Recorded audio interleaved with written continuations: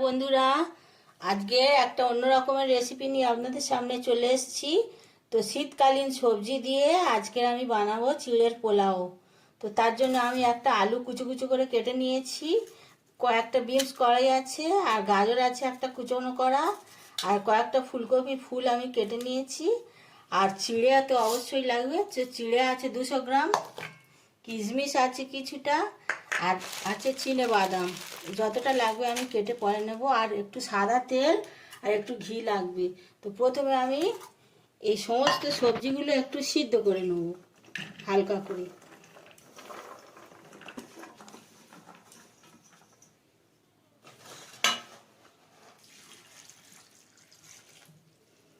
একটু নুন দিয়ে আমি এটা সিদ্ধ করব। এটা ততক্ষণ আমি সিদ্ধ বসিয়ে দিই।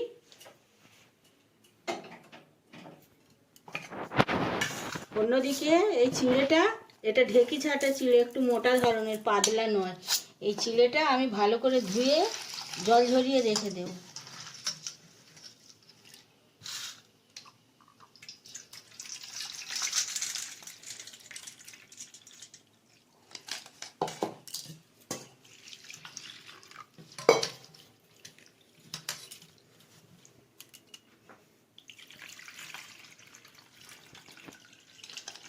একদম জল ঝরে দিয়ে ঝরঝরে করে রেখে দেব। এরকম থাকবে 15 মিনিটের মতো। ততক্ষণ আমি কড়াতে জল দিয়ে নুন দিয়ে এগুলো সবজিগুলো সিদ্ধ বসিয়ে দিয়েছি। সবজিগুলো সিদ্ধ হয়ে গেলে তারপরে আসছি। সমস্ত সবজিগুলো সিদ্ধ করে আমি জল ঝরিয়ে নিয়েছি। এবারে উনুনে একটা অন্য কড়াই বসিয়ে দিয়েছি। কড়াইতে দিয়ে দিচ্ছি সাদা তেল।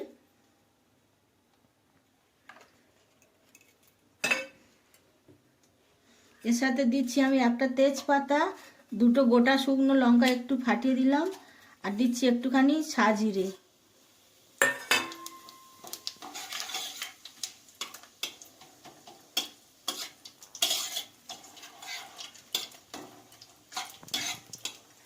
এই সবজিগুলো এবার আমি একটু ভেজে নেব।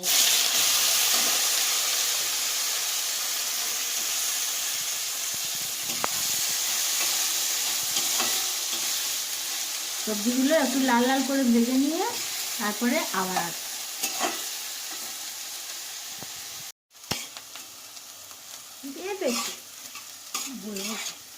সবজিগুলো সমস্ত ভাজা হয়ে গেছে।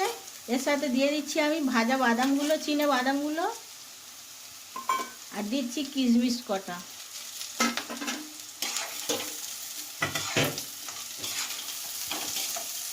আর ভেজানো চিড়েগুলো এইরকম ঝরঝরে হয়েছে, এইরকম ধুয়ে রাখা চিড়েগুলো, এই চিড়েগুলো আমি এবারে ওপর থেকে এর সাথে দিয়ে দিচ্ছি।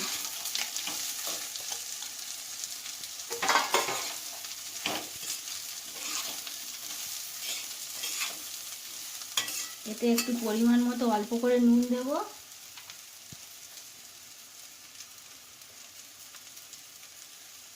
আর দিচ্ছি একটু মিষ্টি, যেহেতু পোলাও একটু মিষ্টি মিষ্টি ভালো লাগবে, অল্প একটু চিনি দিলাম, 1 চামচ মতো।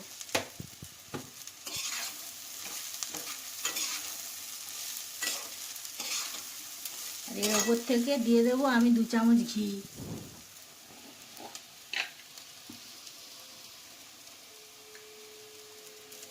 এটা আমার বাড়িতে তৈরি ঘি, সেন্টটাই আলাদা, দিয়ে দিচ্ছি এর মধ্যে।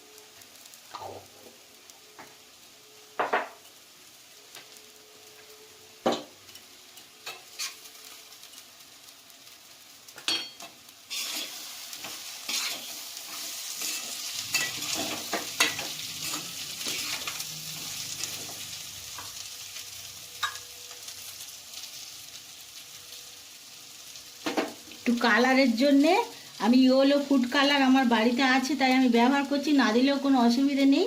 আমি 2 ফোঁটা কালার একটুখানি জলে ফেলে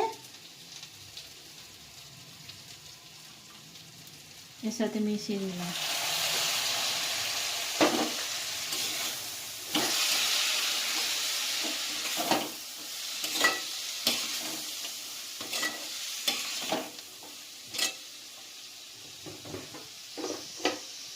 ওপর থেকে দিয়ে দিচ্ছি 4টে কাঁচা লঙ্কা 2 টুকরো করে রাখা।